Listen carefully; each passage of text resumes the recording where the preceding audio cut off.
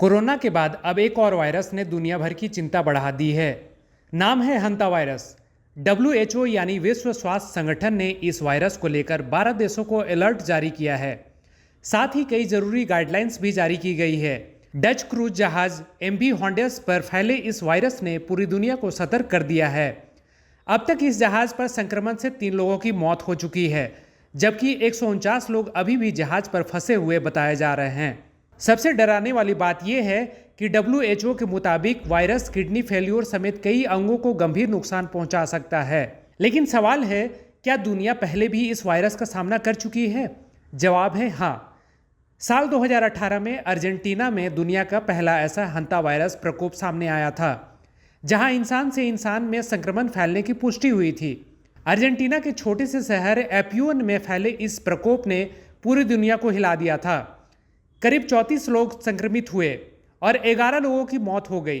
WHO की report के मुताबिक इस वायरस की शुरुआत संक्रमित चूहों के संपर्क से हुई थी, लेकिन हालात तब बिगड़ गए जब पहला संक्रमित व्यक्ति एक सामाजिक कार्यक्रम में शामिल हुआ, जहां करीब 100 लोग मौजूद थे।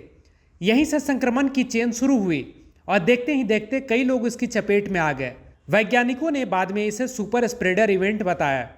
आमतौर पर हंटा वायरस चूहों की लार, पेशाब या मल के संपर्क से फैलता है, लेकिन अर्जेंटीना में मिले एंडस हंटा वायरस अलग था। वैज्ञानिकों ने पुष्टि की कि यह वायरस करीबी और लंबे संपर्क में रहने वाले लोगों के बीच फैल सकता है।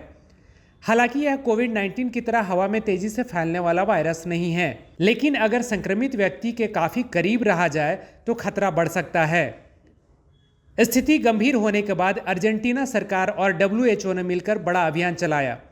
संक्रमित लोगों को आइसोलेट किया गया, करीबी संपर्क वालों को लगातार निगरानी हुई, तेजी से टेस्टिंग शुरू की गई और अस्पतालों में विशेष सुरक्षा प्रोटोकॉल लागू किए गए। इसी तेजी और सतर्कता की वजह से यह वायरस महामारी बनने से रोक दिया गया। अब एक बार फिर MV हॉन्डेस जहाज पर मिले मामले ने दुनिया की चिंता बढ़ा दी है। WHO के मुताबिक अब तक जहाज पर 8 संभावित मामले सामने आए हैं, जिनमें 5 की पुष्टि हो चुकी है।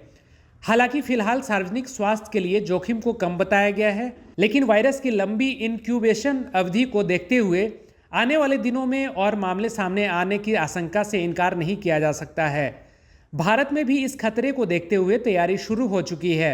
IDSP और NCDC ने हाई लेवल समीक्षा बैठक बुलाई है, जहां स्थिति का आकलन और तैयारियों की समीक्षा की जा रही है।